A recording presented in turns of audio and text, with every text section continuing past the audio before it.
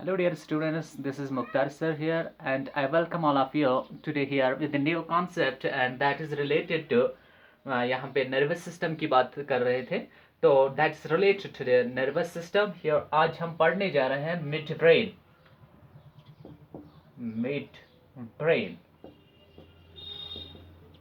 as the name indicates mid it is the middle part or the central part of the brain ठीक है brain is differentiated on the basis of position anterior part middle part and posterior region so accordingly as far as the prosencephaly forebrain is concerned ठीक है anterior part of the brain is concerned that is forebrain we have dealt with that and today we are going to come across through another region of the brain that is midbrain जो mid brain है इसको मेसेनसेफेलॉन भी बोलते हैं मेसेनसेफेलॉन है आपका mid brain ठीक है तो मिड क्यों इसको कहा जाता है because it is position it occurs in a region between hind brain and fore brain that is why it's known as mid brain is termed as mesencephalon तो ये मेसेनसेफेलॉन क्या है ये small middle part of the brain होता है which contains group of nerve cells scattered in white matter ठीक है क्या है mid brain it is small region of the brain it is middle portion of the brain which contains group of nerve cells scattered in white matter it is small part or region of brain which contains ठीक है group of nerve cells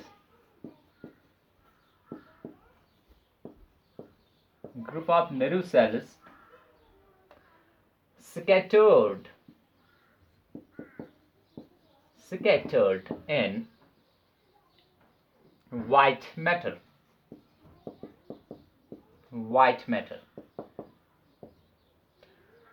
यहाँ पे देखो बेटा क्या है ये एक छोटा सा रीजन होता है दिमाग का और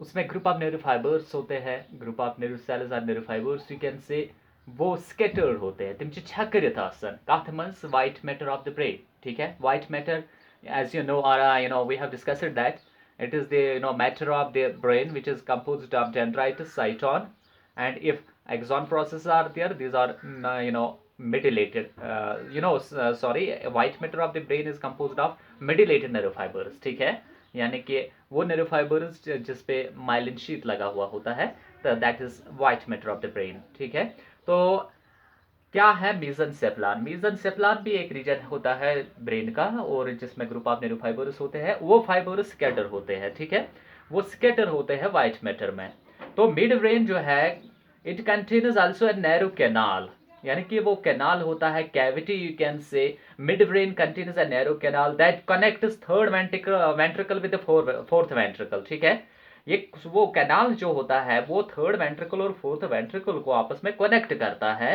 और उस कैनाल को इटर और सेरेब्रल एक्विडक्ट बोलते हैं ठीक है तो mid brain contains canal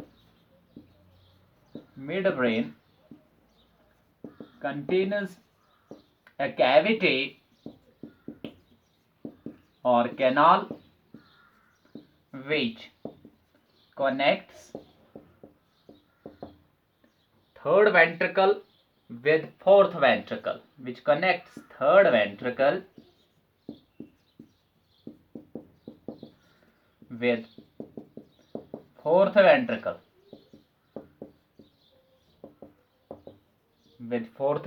ventricle ठीक है तो ये कैनाल होता है मिड ब्रेन में जो कनेक्ट करता है थर्ड वेंट्रिकल को फोर्थ वेंट्रिकल के साथ तो उस कैनाल को इटर बोलते हैं या सेरेब्रल एक्विडक्ट बोलते हैं the canal is known as the canal is known as ठीक है इटर ITER इटर या सेरेब्रल सेरेब्रल एक्विडक्ट, ठीक है, एक एक्विडक्ट, सेरेब्रल एक्विडक्ट भी बोलते हैं या इटर भी बोलते हैं, या simply the canal of mid brain, ठीक है। तो दिस ये जो रूफ होता है, यानी कि roof of what mid brain का, उसको टेक्टम बोलते हैं, वाइल फ्लोर जो होता है उसका, उसको टैगमेंटम बोलते हैं। जिस तरह हमने रूफ और फ्लोर सेरेब्रल यानी हाइपोथैलेमस में पढ़ा था, हाइपोथैलेमस, एपिथैलेमस, थैलेमस, तो सिमिलरली यहाँ पे एक दो रीजन होते हैं, रूफ होता है, फ्लोर होता है, ठीक है। तो उनका अपना जो है अपनी नेमिंग है। तो रूफ जो मिड ब्रेन का रूफ होता है उसको टेक्टम बोलते हैं, roof of mid brain, roof of mid brain, mid brain is called, तो उसको क्या बोलते हैं, टेक्टम, उसको टेक्टम बोलते हैं, टेक्टम बोलते हैं उसको, उसे वाइल उसका जो बॉटम होता है उसको फ्लोर बोलते हैं, यानी कि बॉटम जो होता है तो उसको टेगमेंटम बोलते हैं, while as the bottom of midbrain is called tegmentum, tegmentum, ठीक है। तो मिड ब्रेन की बात कर रहे थे। Mid brain is also known as mesencephalon. It is a small and a middle part of brain which contains a group of nerve cells scattered in white matter. Midbrain contains a narrow canal that connects third ventricle with the fourth ventricle, and that particular canal is known as iter or cerebral aqueduct. तो ये जो mid brain होता है उसका roof होता है और floor होता है, its roof is known as tectum, while as its floor is known as tegmentum, ठीक है। तो मिड ब्रेन जो है it is differentiated into two structures, यानी कि differentiated into two distinct structures, and these structures are corpora quadrigemna and crura cerebri. Midbrain mesencephalon, midbrain जो है ये आपका mesencephalon है, it has differentiated into two distinct regions, and these are corpora quadrigemna, corpora quadrigemna,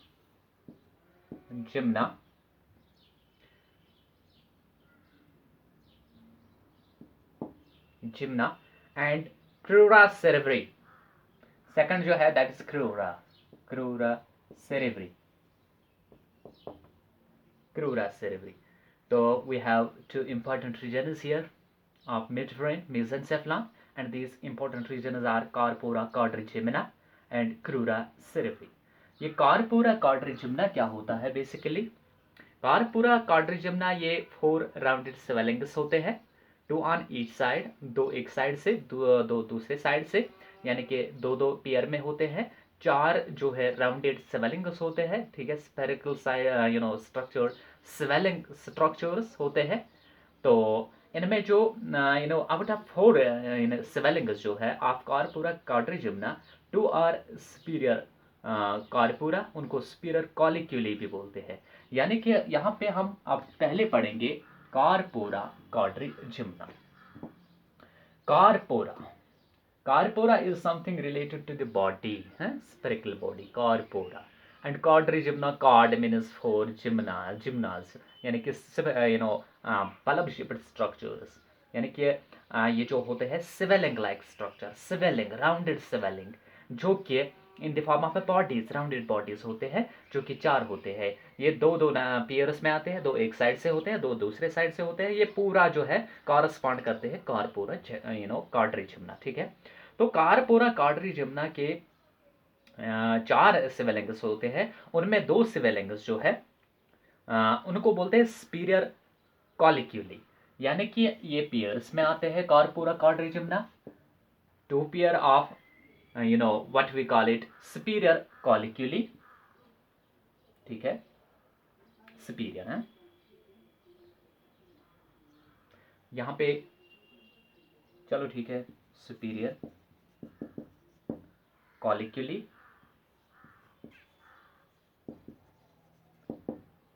तो superior कॉलिक्यूली को superior corpora भी बोलते हैं, superior corpora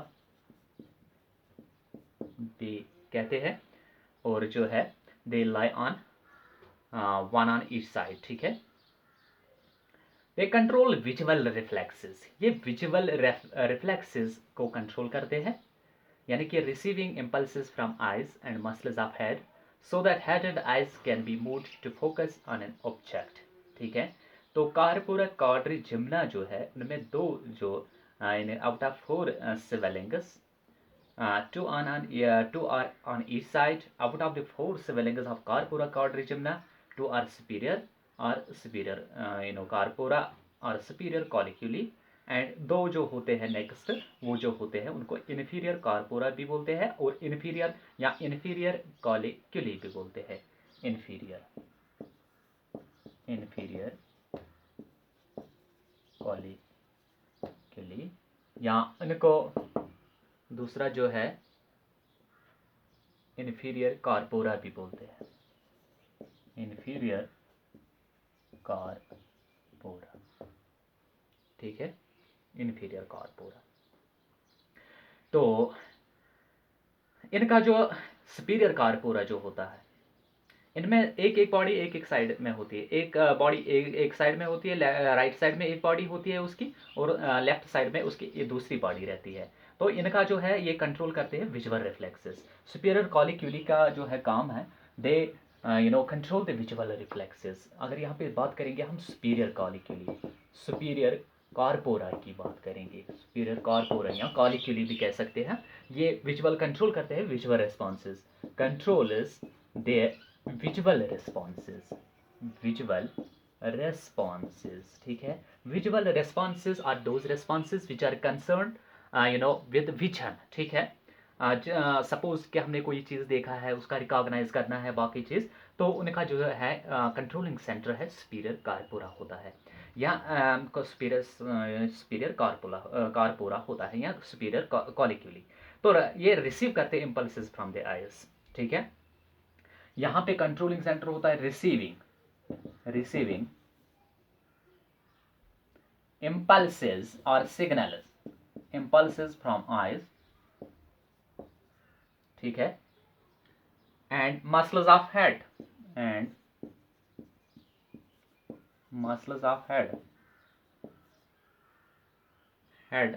so that head and eyes can be moved, so that head and eyes can be moved,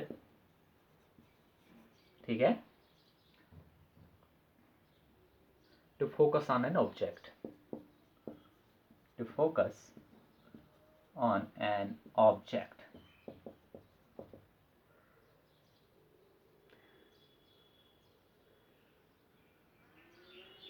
तो that is the function of superior corpora.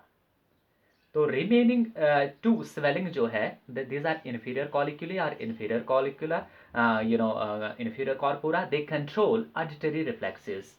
वो visual reflexes को control नहीं करते, वो ऑडिटरी रिफ्लेक्सेस को कंट्रोल करते हैं, ठीक है। Auditory means pertaining to sound, ठीक है, pertaining to hearing phenomena, sound phenomena. तो यहाँ पे remaining, that is inferior colliculi or inferior corpora, inferior corpora or inferior colliculi, these are remaining two swellings, ठीक है। they control auditory reflexes, these are remaining swellings, this side is then superior, remaining swellings which control auditory reflexes,